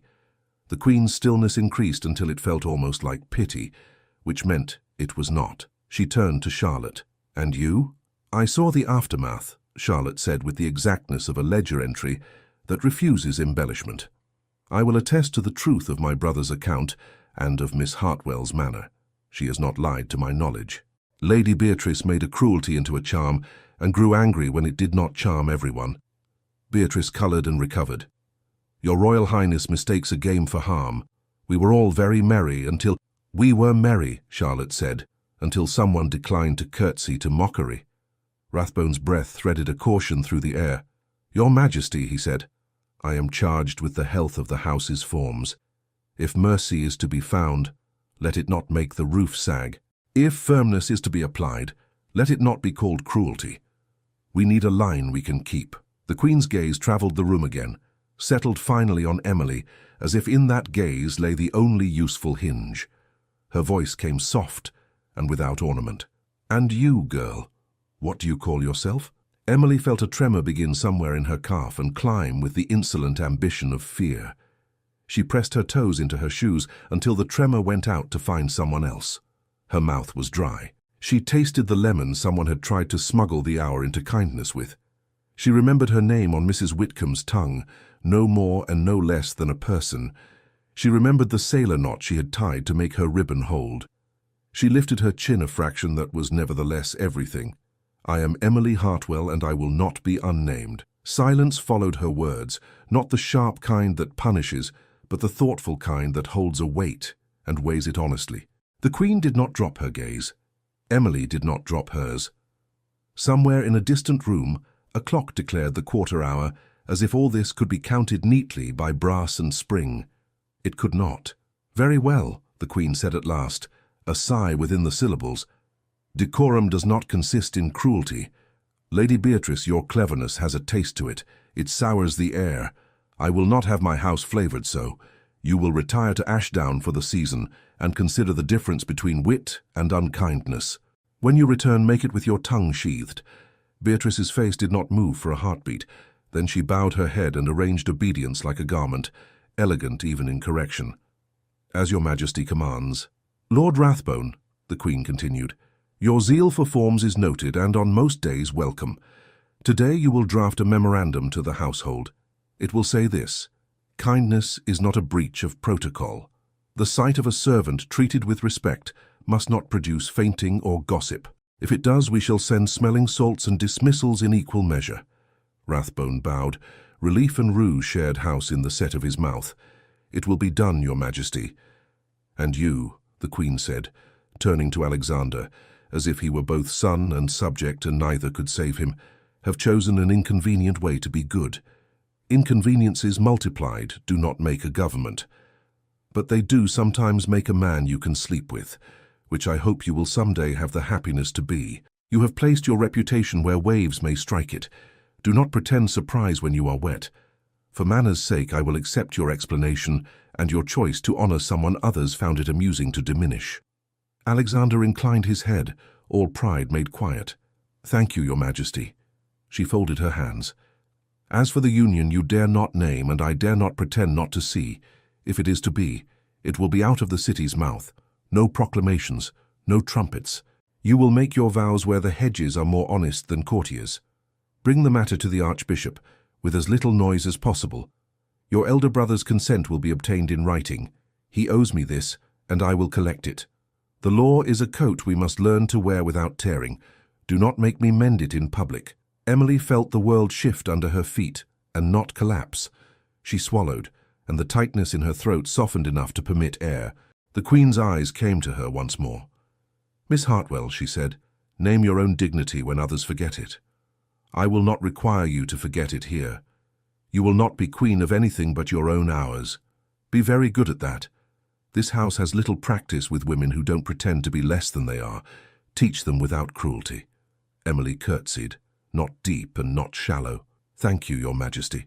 The Queen flicked her hand toward the door, dismissal without disdain. "Princess Charlotte, you may escort Miss Hartwell. Lord Rathbone will attend me. Lady Beatrice, write to your mother. We will contrive to make your absence look like health. Alexander, spare me the gallant look. Save it for your wife." He almost smiled and did not quite. "Yes, Your Majesty." They withdrew with care, leaving the heat of the fire and the cool geometry of justice behind. The antechamber exhaled them like a lung relieved. In the corridor, Charlotte reached for Emily's hand, squeezed once, let go, and said only, "Breathe now. It is permitted." Mrs. Whitcomb was waiting at the corner, eyes too bright and mouth ironed flat. She did not embrace Emily. She adjusted the girl's sleeve as if it had offended her and said, brisk and low, "Do not trip over happiness. It is cunning." Emily laughed then, surprised by the sound, and everything shook loose inside her that had clamped down to survive the hour. The ribbon at her waist felt warm.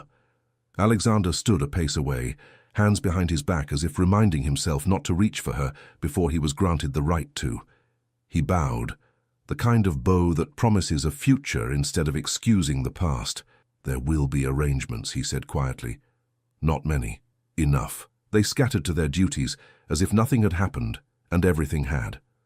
That afternoon, Rathbone's memorandum went out on heavy paper carried by sober men. No one read it aloud, and everyone knew what it said. Beatrice sent for trunks and did not weep for show. She saved her and the house the exhibition. A groom reported that a carriage bound for Ashdown would depart at dawn with fewer plumes than had arrived at Christmas. Word made its way where it always does, through kitchens and scullery, and the yard where two boys gambled with polished knuckle-bones behind the coal shed. It travelled softer among the women who washed linens, and harder among the men who polished boots. It was the kind of story that put embers in the grate of ordinary days. A letter reached Alexander by evening, with the royal seal fractured and friendly within, his brother's hand steady across the page. "I am told this will give our mother fewer headaches than the alternative.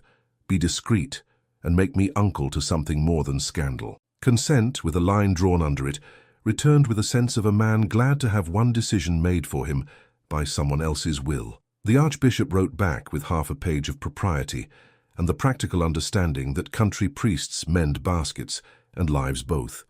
A date was set that could be described as soon without asking the sun to move faster.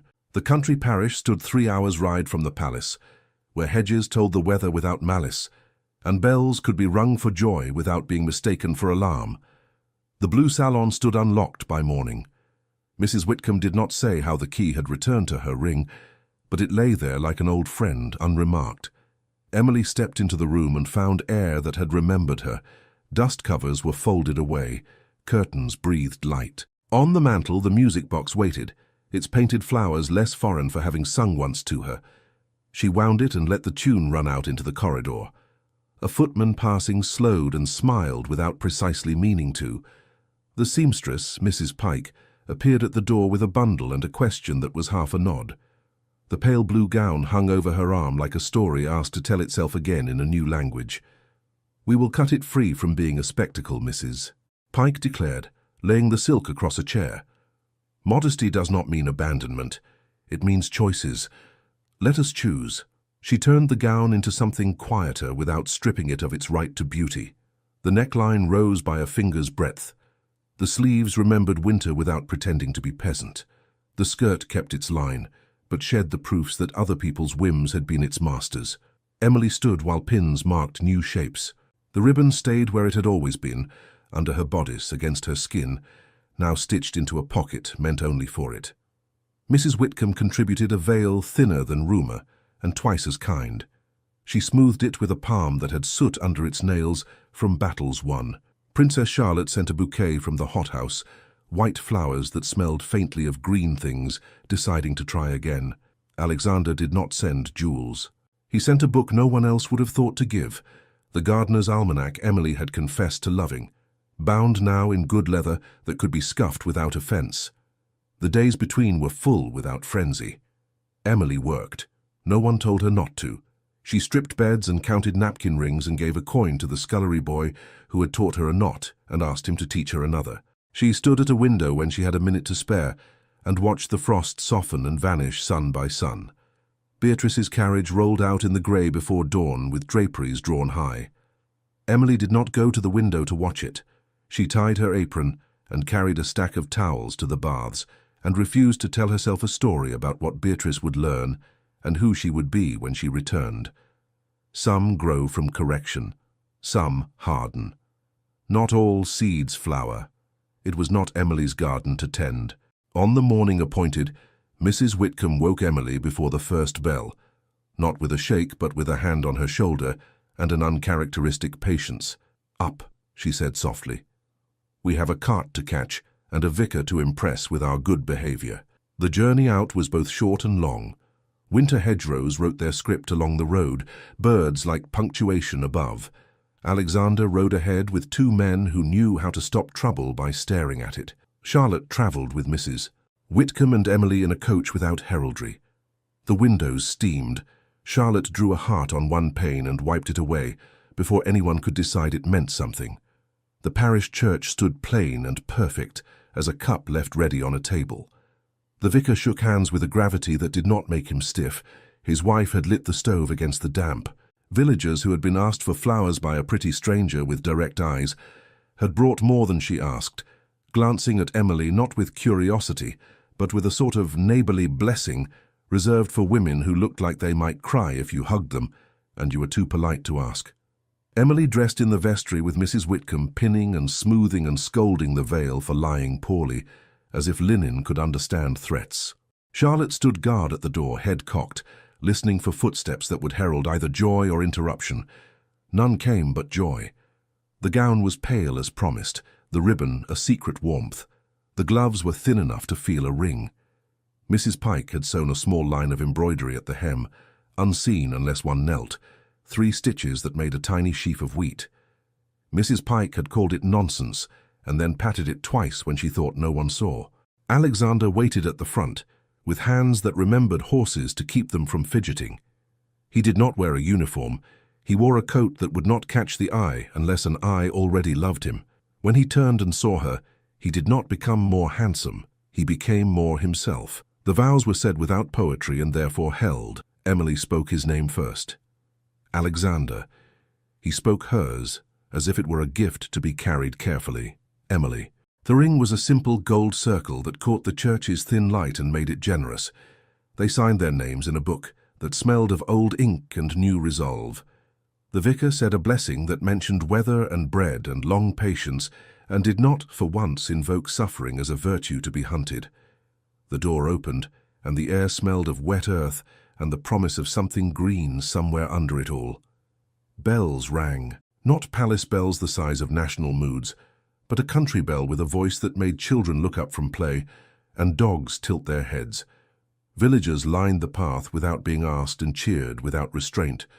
Someone threw dried petals saved from a summer that had seemed long ago until this minute. A child wrapped a ribbon, no one knew where she had found it, around Emily's bouquet, as if ribbon multiplied itself when needed. They rode a short way further, until the road found the sea. The villa waited, whitewashed, low, weathered by salt and stubbornly cheerful. The windows looked toward a horizon that refused to end. In the small garden, rosemary grew and pretended not to miss the palace conservatory. Someone had opened all the shutters so the house could breathe and be seen breathing. Inside, a table had been laid with a loaf, a dish of butter, a pot of honey, 2 oranges, and a bottle of something that insisted on being saved for later. The music box sat on the mantel, unassuming, as if it had always belonged in rooms with fewer portraits and more air. Emily set down her bouquet and crossed to it. She wound it. The tune began, modest and steady, and the house accepted it like a heartbeat it had never doubted it would have someday. They did not make speeches. They did not pretend not to be tired. Alexander stood by the window and looked at the line where sea and sky negotiate each other each day. Emily stood beside him, watching gulls carve their names in the wind. He reached for her hand then without fear of who might see, and she gave it, not as surrender but as agreement. In the weeks after, the world arranged itself into a new pattern, the way a song learns its chorus after a few times through. They walked the village lanes and learned the names of children and the ways of fishermen's wives who knew the sea better than men knew maps. Emily found the school and offered her hands and her stories, and the teacher, practical and grateful, set her to mending slates and teaching letters and telling girls how to stand upright when the world insisted on stooping them.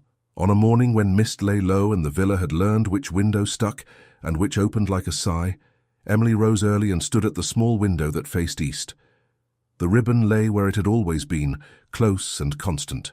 On the sill someone had left a sprig of rosemary again, for remembrance. She smiled at it and did not cry.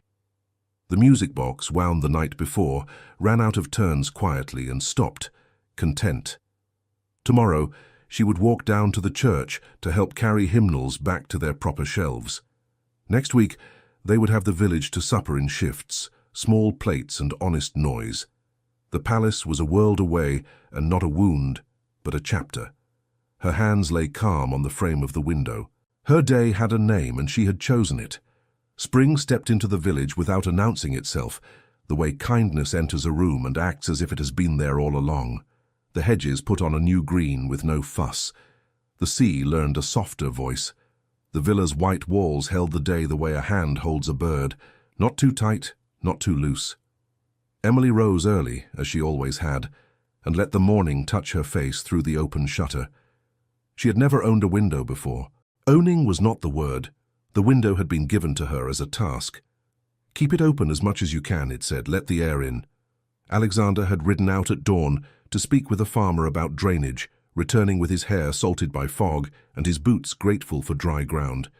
He smelled of mare and mint and wet iron, a set of scents that had become the vocabulary of her peace. He found her in the little kitchen, sleeves rolled, a loaf cooling, the butter softening properly under a cracked blue dish. "Good morning," he said, as if the words could be used up if he did not say them politely. "Good morning," she returned, and smiled at the way his eyes checked the room for her, and then relaxed when they found her. He kissed her temple. "Mrs. Whitcomb would scold me for such informality," he murmured, indulgent. "She would say a kitchen is not a place for ceremony." "A kitchen is a place for ceremony," Emily said. "It makes most of the important ones." They ate standing, honey on bread, talk light as steam. He spoke of the village road and the stubbornness of clay. She told him of the school, of a girl named Nell who mixed up her B's and D's but not her courage, and had marched to the front to read anyway, hands shaking. He listened the way good land listens to rain. When he laughed, he did it with his eyes as much as his mouth, and she loved him for that. Letters came now and then from the world that had once defined the border of her days. Princess Charlotte wrote in a tidy hand that could hold 3 truths in one line. "I am happy. My mother is reconciled to the idea that you exist without asking her leave. Rathbone has learned to sniff at gossip as if it were a bad draught and close the window on it," she added, as if letting drop a ribbon where it would be found by the right girl. "Beatrice has returned quieter. She did not say sorry. She has started saying thank you. Consider that a miracle the size of a pinprick, but how the light does insist on finding it." Mrs. Whitcomb wrote rarely and well. Her last letter said in her own thorny script report, "The laundry has a new cat and behaves no better. The Duchess still loses bells as a pastime. I continue to rule with a fair fist. I do not miss you, for missing is inefficient, but I am pleased you are not where people can hurt you for sport. Mind your back, stand upright, write when you cannot help it." On a day that wore its sunlight like a well-placed brooch, Emily and Alexander walked the cliff path because there was nothing urgent that asked them not to. She had learned to love the sea because it belonged to no one and allowed everyone, and that seemed a proper model for a life. He had learned its moods and could point to the line where the wind changed and say, "There." She slipped her arm through his. He placed his hand over hers. Their steps matched because they had decided to, not because anyone had drilled them. At the cliff's turn, the villa lay below like a toy house, absurd in its simplicity and therefore perfect. The rosemary in the garden busied itself with being, generous and prickly. Emily stopped and looked past the water, into a distance that refused to be measured. "What are you seeing?" he asked. The way one asks about a dream one hopes to be allowed into. "The ballroom," she said, surprising herself with how easily the word came now.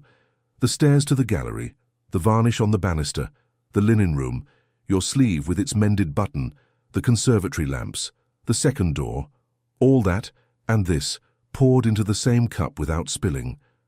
I am seeing that there is no border drawn on the earth between humiliation and joy. You cross it 40 times in a day and do not notice until someone calls you by a name you accept or refuse." He was quiet, and when he answered, his voice had taken in her thought and walked around inside it. "We could go back one day if you wished, not for the rooms, for people who need a hand between the door and the corridor that keeps them hidden." She nodded. "We will go back to hand things to those who need them, but not to ask permission to breathe." He lifted her hand to his mouth, kissed the knuckles with a humor that pretended not to be reverent. "Permission withdrawn," he said. "We will be disobedient in the direction of happiness." They returned in time for the school bell. Emily spent an hour teaching Nell that AB was a D if you turned it around, and that most things in life behave much the same. She told the boys in the back to stop kicking the bench and start kicking at the notion that smallness must be silent. She walked home elbow-deep in letters and the prick of chalk beneath her nails, and felt as brave as any general. At dusk, the village came in 2s and 3s to their low gate, bearing noise and plates and unasked for advice. Fishermen wiped their hands before shaking Alexander's, as if respect required clean palms. Wives brought preserves and corrected each other's recipes under their breath. A fiddler found a tune the room knew without having learned it, and let it run until all the talk became the same cheerful hum. Emily moved through her house and offered bread, and noticed who had not eaten and fetched a cushion, and told Mrs. Pike she had embroidered wheat at her hem like an oath, and Mrs. Pike sniffed and declared she had done no such foolish thing, and then patted the fabric when she thought no one saw. When the last plates had been washed and set back, when the last congratulations had been accepted and deflected and pocketed for later, the house found its quiet. The sea kept up its low conversation with the shore. The moon lifted her face as if the night had asked nicely. In the sitting room, the music box waited. Emily crossed to it and laid her palm on the painted lid. She felt Alexander's gaze on her, patient and present. She opened it with the same care she had used the first time, as if it could be frightened. The key turned, the mechanism caught, and the tune rose, the same simple waltz that had made the conservatory into a chapel. "Shall we?" she asked, and her voice was only for him. "We must," he said, and his mouth softened at the corners, the way it had when he had said "I love you" in the narrow vestibule where sound was careful. They pushed back the small table with its dish of honey, moved the chairs enough to make a circle of floor. He offered his hand as if it were a question. She placed her hand in his as if it were an answer. They stepped together into the turn they had learned under glass, under the guarded eye of potted orange trees, and now repeated under beams that remembered only salt and sun. His hand found its place at her waist and did not move from it, except when she turned, and it must, to let her be who she was inside the step. Her hand rested on his shoulder and did not ask it to be anything but strong and human. Their eyes found one another and did the work eyes do when mouths should be courteous. They said all the things that did not need to be archived. Outside, the sea made the slowest measure a dance can have. Inside, the music box wound toward its end and then refused it, as if somehow the spring had learned to hold. They danced through a half-room, which is bigger than a palace when love is its architecture. Once he drew her nearer for a turn so small it could have been missed, and her breath caught like a sail that has found its wind. Once she smoothed a hand down his sleeve where that mended button had been, and the touch was a blessing disguised as tidiness. When the tune ran out, they didn't stop. He hummed low and she followed, smiling at the absurdity of two people who felt they could make a song stand up on its own legs. It stood. They slowed. The room regained its right side. They found themselves near the window where the moon had made a path on the water, like a long, thin promise. He looked at her as if the world had simplified into this one sight that must be remembered for use on dark days. "What do you name today?" he asked, because he knew names mattered. She thought of the linen room and of laughter used as a whip, and of Beatrice's hand on her ribbon, and of Mrs. Whitcomb's key, and of Charlotte's advice, and of a queen who had decreed that kindness was not treason. She thought of bread and apricots and starch and song, and the way a dress can be taught to feel like skin. She thought of girls in a school whose letters would become letters they signed on contracts they read, hands steady. "My beginning," she said, as she had on the terrace long ago, and felt it be new again anyway. He bent his head. When he kissed her, it was not to claim or to console. It was to agree. It was not a spectacle, it was a seal. It did not break the skin. It stitched what had needed sewing with thread fine and strong. The kiss was brief and told the truth. "We are in this." They stood a long while, hands twined, until the clock in the hall insisted they laugh at themselves and go to bed like sensible people.